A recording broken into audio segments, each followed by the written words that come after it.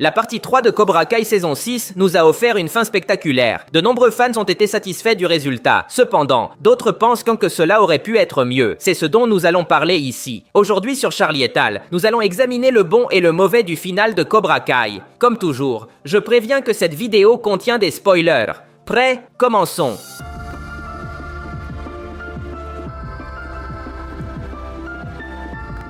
Mon premier point positif, la fin de la série.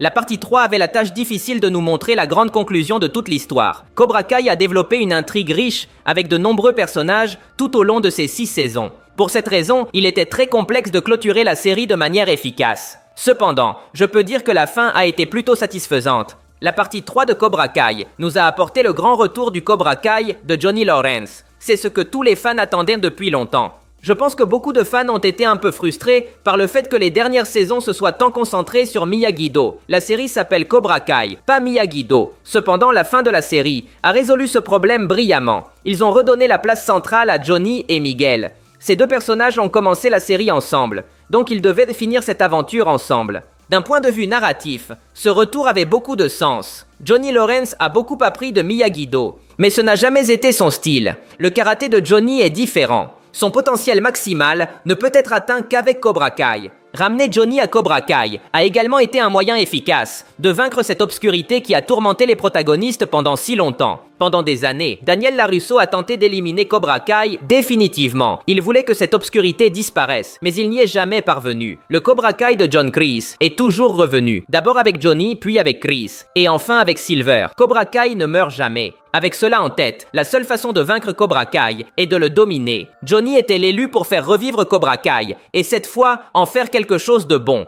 Johnny a remporté le Sekai Taikai avec ce dojo, donc désormais, chaque fois que quelqu'un pensera à Cobra Kai, il pensera à la version de Johnny Lawrence. De cette manière, l'héritage de Terry Silver a disparu. C'était le seul moyen d'arrêter Cobra Kai. Bien sûr, c'était magnifique de voir Johnny soulever le trophée de champion du monde. Johnny Lawrence méritait cette victoire. Son histoire s'est terminée en beauté, avec une famille heureuse, une belle relation avec son fils Robbie et une grande amitié avec Daniel. Une fin parfaite. La fin de Daniel m'a semblé simple mais solide. Miyagi-Do s'est retiré du Sekai Taikai, et cela a un peu déçu. Mais c'était logique compte tenu des enseignements de Monsieur Miyagi. Il disait qu'il ne fallait se battre que lorsque c'était nécessaire. Sam ne ressentait pas un véritable désir de combattre Tori. Elle était plus heureuse en entraînant Tori pour qu'elle gagne le tournoi. C'était un acte de pur altruisme. Une illustration claire de la philosophie de Miyagi. La fin de John Kreese m'a également semblé géniale. Depuis la saison 2, il nous avait été montré qu'il n'était pas si maléfique. Il avait simplement un passé tragique à cause de la mort de sa petite amie. Dans les premières saisons, il a aidé plusieurs fois Tori en tant que bonne personne. Il pouvait changer, et il l'a finalement fait grâce à ses élèves Tori et Johnny.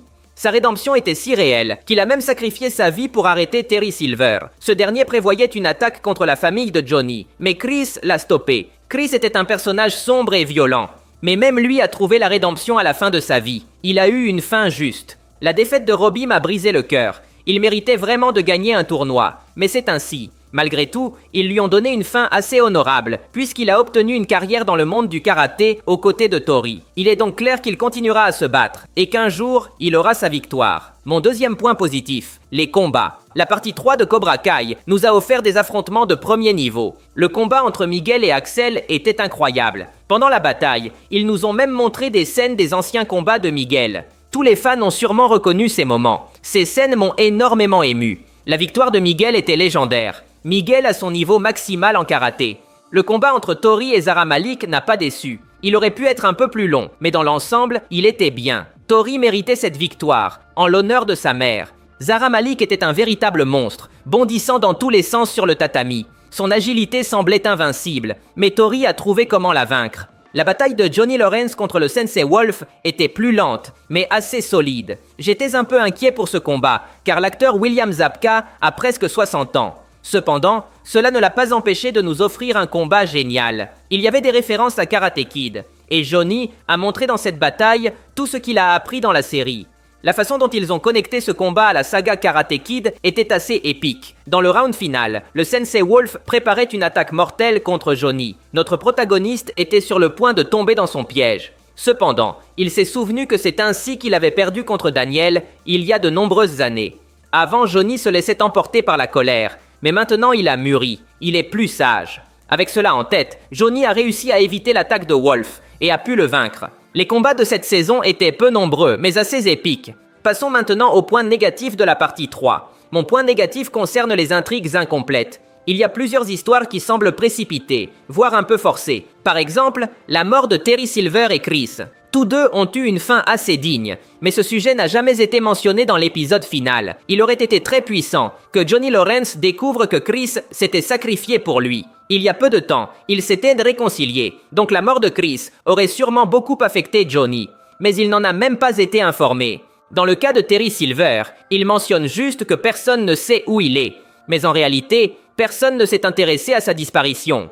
Même nos protagonistes ne se sont pas demandé où il était. C'est étrange, car dans l'épisode précédent, Silver avait menacé Johnny. Cela signifie que Johnny aurait dû s'attendre à une attaque de sa part. On dirait qu'une scène a été supprimée en salle de montage.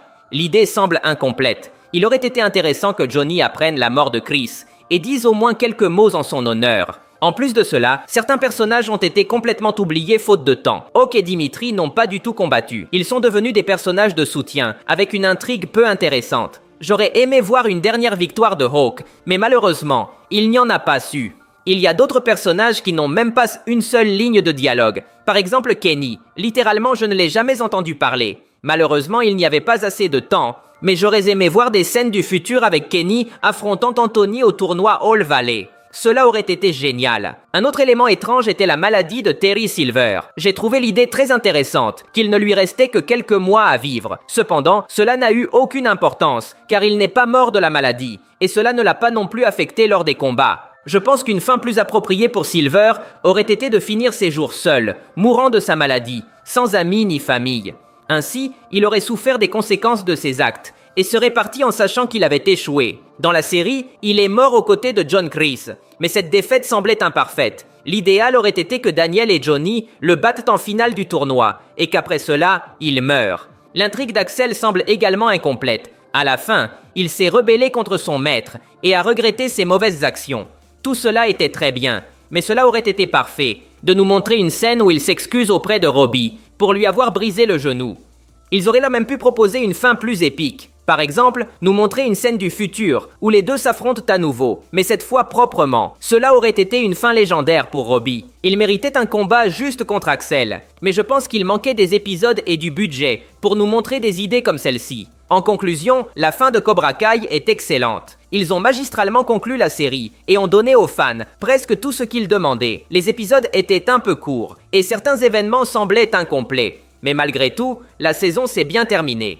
C'est tout pour aujourd'hui. Si vous avez aimé la vidéo, cela m'aiderait beaucoup que vous laissiez un like. Ce serait légendaire. De plus, n'oubliez pas de vous abonner pour voir plus de vidéos comme celle-ci. Merci de m'avoir écouté. Je m'appelle Charlie et on se voit dans le futur.